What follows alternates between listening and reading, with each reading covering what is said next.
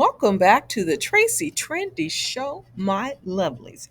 We got to get down to this low down dirt. We got to scrub, my love, because these characters, I am telling you. Okay, let's start off with some sticky situation here, okay? We're going to have to get something to unstick this situation that Puppy's got herself in with Eric. Now, it's obvious, or it appears as if Eric is so controlling. So much controlling that he had to know what she and her mom were talking about when he had stepped into the house. I'm like, aren't you secure enough? I mean, my goodness. Now and then they were in the car and he was nodding off. And then he explodes in a fit of rage. I mean, like, what did he do when he walked into Puppy's mom's house? Or what did he take? Just wondering. Now, they got in an argument. Eric and Puppy got in an argument in the car. Now, I think he would have hit her if the cameras weren't there. Look at that hand go up. I think he would have done it. But I'm glad Puppy pumped the brakes. He hopped out and she floored it. And then later on in the episode, we see that she got her things, most of her things. And she's trying to move back with her mom. And mom says, okay. So that is good. I hope she sticks with the plan and get a job and get some therapy. Because she's always a sad little puppy. Now, moving on to Marcy and Britt. I don't know who asked for them. I know they're the favorite of producers, but come on now. Let this be their swan songs because they don't have nothing to give us. It was just filler. All Marcy did was complain that he can't make money in Florida. I know he gets a pension from the government. So, in the meantime, if you need more money, get a job. I'm sure they have jobs in Florida because gambling isn't a steady form of income. But he seems to think that's the only way he can make some money. And that little drunk episode that they were doing was just like, ugh, come on now, don't waste my time. Now moving on, man, I gotta get some deep disinfection. Deep disinfection. This stuff in here, I just can't keep it. I can't get the dirt. I don't know what I'm industrial strength dirt. Really. But Taylor and Chance, my goodness. Did anyone hear? No one mentioned it, but I heard the newborn baby just screaming when the show first came on. So apparently Taylor already had the kid, and then the editing kind of went backwards after that point. And I'm like, oh, good Lord, what in the prison fetish is this? When Taylor's bringing up this little onesie with it says did 9 months on the inside, and I'm like, that's too generational curse. Like, don't talk that into existence. And Lord.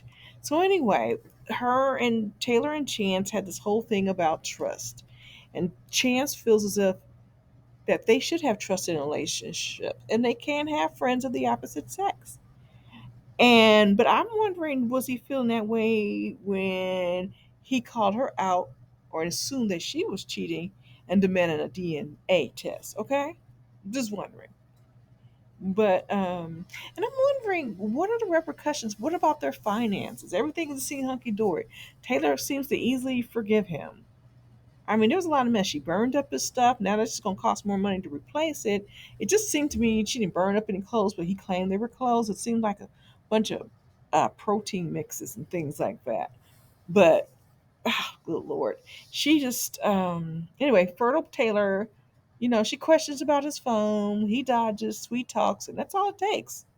That's all it takes for her. And then he's gonna question why he has to be at the hospital when she's delivering. And then, my loves, Bobby appears, okay? And then he wants to say Bobby's on something. I mean, she did drive cross country, and to me, she looked pretty good. But some people online were saying, nah, I think she used it. But I don't get that feeling. I mean, traveling can take it out of you. But it was really weird that she went to the hospital waiting for the baby to be delivered. And then at the 11th hour, she says, I got to go. But I think she was being triggered from the hospital and things like that. So I think that was a triggering moment for her.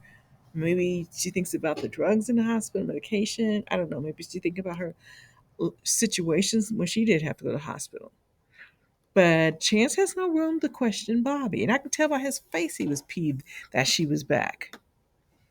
So in the meantime, he posts this. I guess he's looking for cash. He says, waiting for approval to do a greet and meet. I guess he's handing out a greeting and some piece of meat for you. And he'll be doing a fundraiser that will go, it's $25 a person. And that money will go to charity of each person's choice. And it will be held at local establishment in St. Peters, Missouri. He's going to be posting updates as soon as we get approval. Something tells me those little $25 donations are going to the charity of chance. Just saying. Moving on to Sean and Sarah. Now, Sean is getting a little taste of karma here. Many times he was talking behind Kelly's back and Sarah's back. Now he finds out that Sarah is talking behind his back to her ex. Of course, Abby has every right to know her dad. She has every right to meet him. And Sean deserves to know about it because they're in a relationship. So all this hiding and secretive stuff is not a good foundation for a marriage. And so I'm second guessing, how long they're going to be lasting. And then, Sean was second guessing why she's not, giving muffin time, as Cam was saying. But and I'm thinking, why isn't she doing it either? If she's always, I think she got her sights on her ex, Anthony. She claims she doesn't. But then I'm thinking, well, you claim you want Sean, then anyway, show proof is in the pudding, right? Moving on to Lindsay and Blaine, all that shouting. I mean, come on. I get Lindsay's point.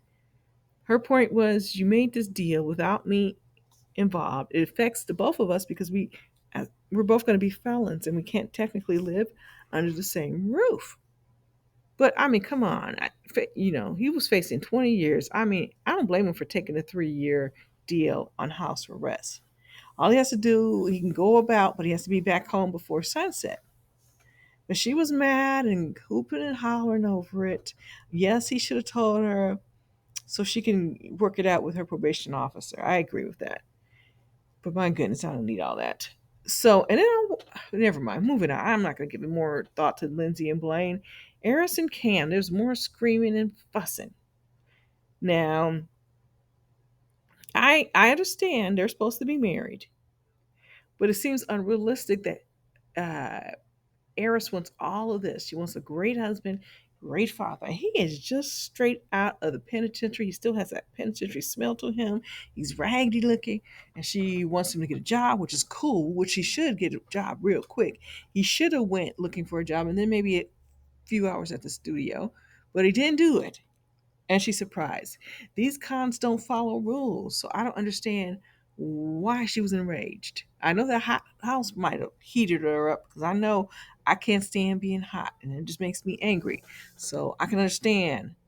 Some people are worrying about, like, why is she not with her daughter? Why is she casting her daughter off to follow behind Raggedy Cameron? And I can understand. If she knows she's gonna pop off, she don't want her daughter amongst all that chaos. But then again, why did she bring a con into the house?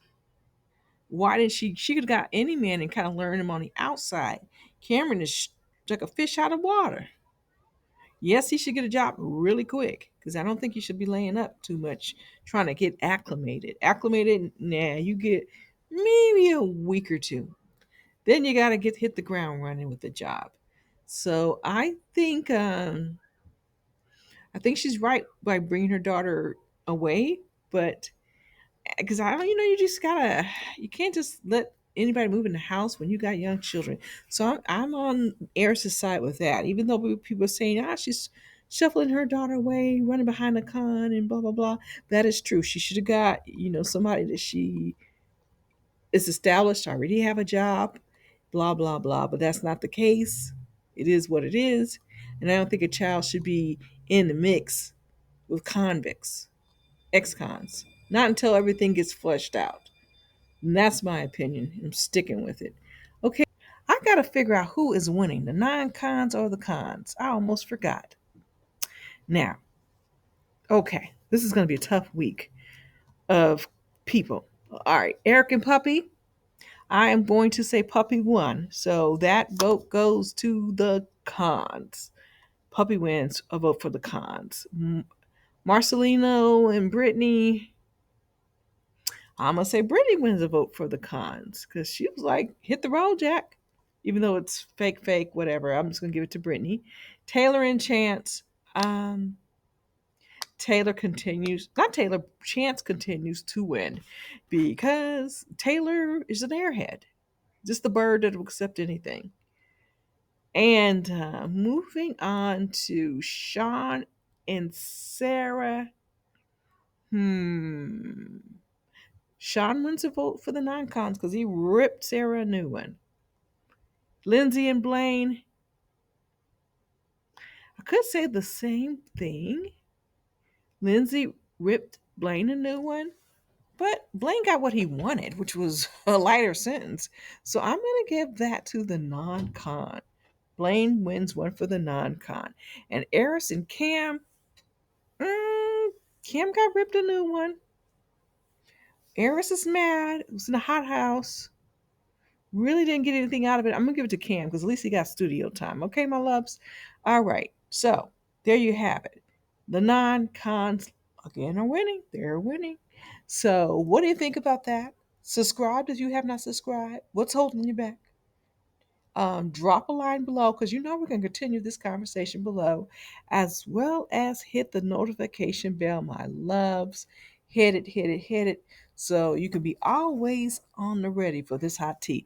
Okay, my loves, I'll check you all out on the flip side.